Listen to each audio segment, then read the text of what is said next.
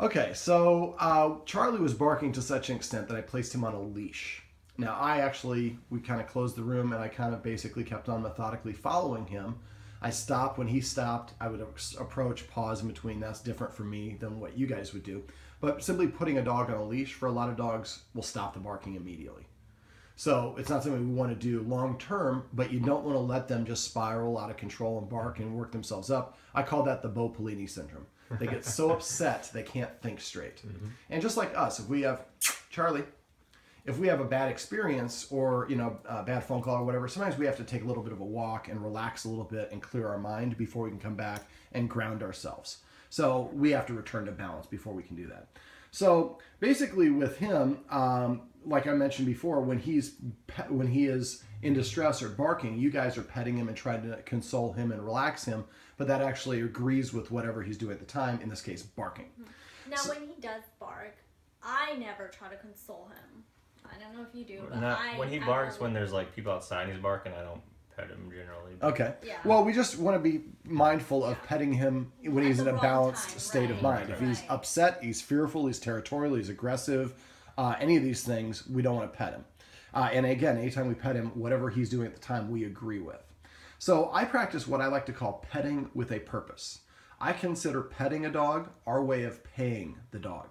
Now, most people have things at their job that they have to do that they don't particularly like, but they do them anyways because they get paid to do it.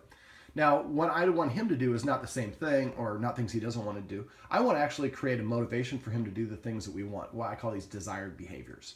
So how often does he come over and nudge you or scratch at you when he wants you to pet him? When we're petting him, he nudges. But when we don't, he doesn't. Okay. So he's basically, you start petting him, he's saying, keep doing that. He's nudging, he's giving you an order. When you stop, he's like...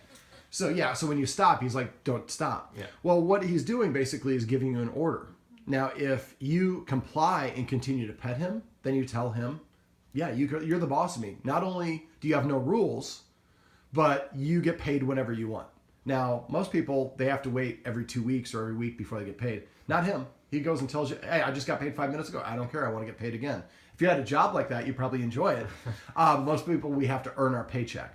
So what I do for that is I'm going to ask him to earn his paycheck. Sit. Sit. Sit. Sit. Sit. So a lot of people talk way too much to their dog. Oh, Charlie, you sat down. What a smart dog you are. You sat down.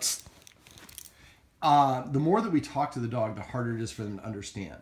So if we use just not even go potty, if we just say potty for pottying, that helps him identify what it is. And I've talked. Okay, so basically when I pet him, a dog for sitting, come here, Charlie, sit, sit, sit, sit. When a dog is proud about what it's done, its nose is in the air. It's elevated parallel to the ground or tilted upward. So, what's that? Can I see that? I'm going to show you this later.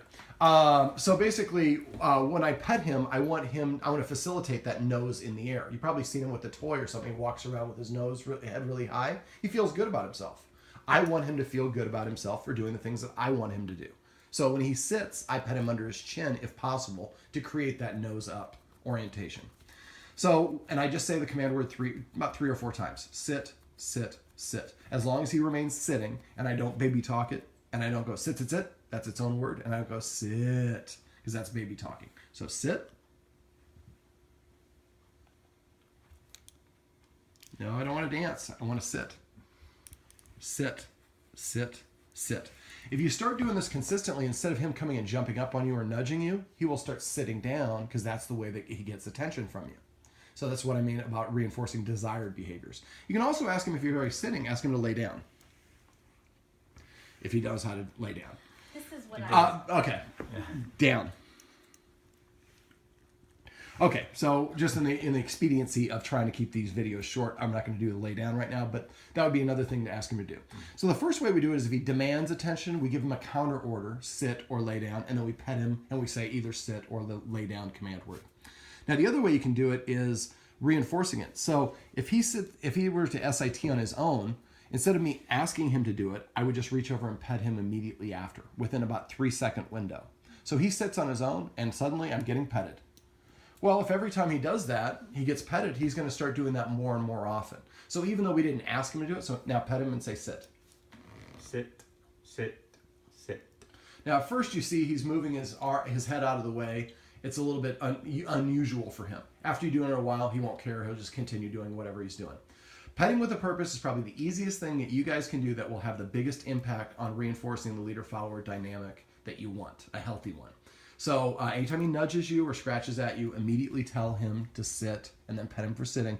And if you see your spouse petting the dog for no reason, I usually say earn it. So that's our watchword. So if you hear somebody say earn it, you immediately stop petting the dog. You don't argue, just immediately stop and then tell the dog to sit. When it sits, then we start petting it for sitting. That's as easy as it gets. All right.